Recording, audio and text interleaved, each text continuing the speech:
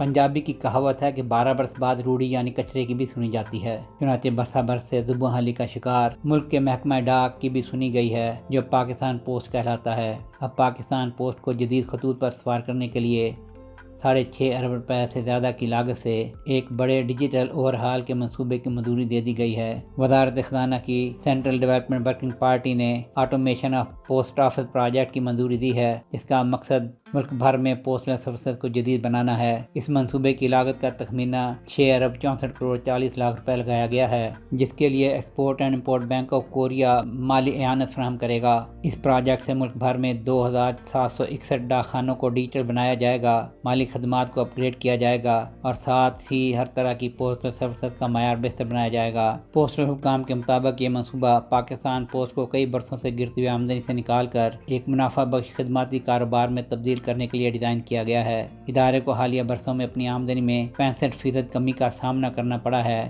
جس کی بنیادی وجہ جدید سروسز کا فقدان ہے۔ چنانچہ نئے آٹومیشن پلان کا مقصد جدید ٹیکنالوجی متعارف کرا کر سروس ڈلیوری کو بہتر بنا کر اور ملک کے مالیاتی اور مواصلاتی نیٹ ورک میں پاکستان پوسٹ کے کردار کو مضبوط بنا کر آمدن کے اس فرق کو پورا کرنا ہے۔ پاکستان پوسٹ کے آٹومیشن کے منصوبے کی منظوری اس وقت سامنے آئی جب CDWP نے اپنے گزشتہ ہفتے کے اجلاس میں 34.5 ارب روپے لاگت کے 7 ترقیاتی منصوبوں کے علاوہ 2 بڑے منصوبوں سمیت مجموعی طور پر 44 ارب 62 کروڑ روپے مالیت کے 9 منصوبوں کی منظوری دیتے ہوئے اپنی سفارشات حتمی منظوری کے لیے قومی اقتصادی کونسل کی ایگزیکٹو کمیٹی کو ارسال کیں۔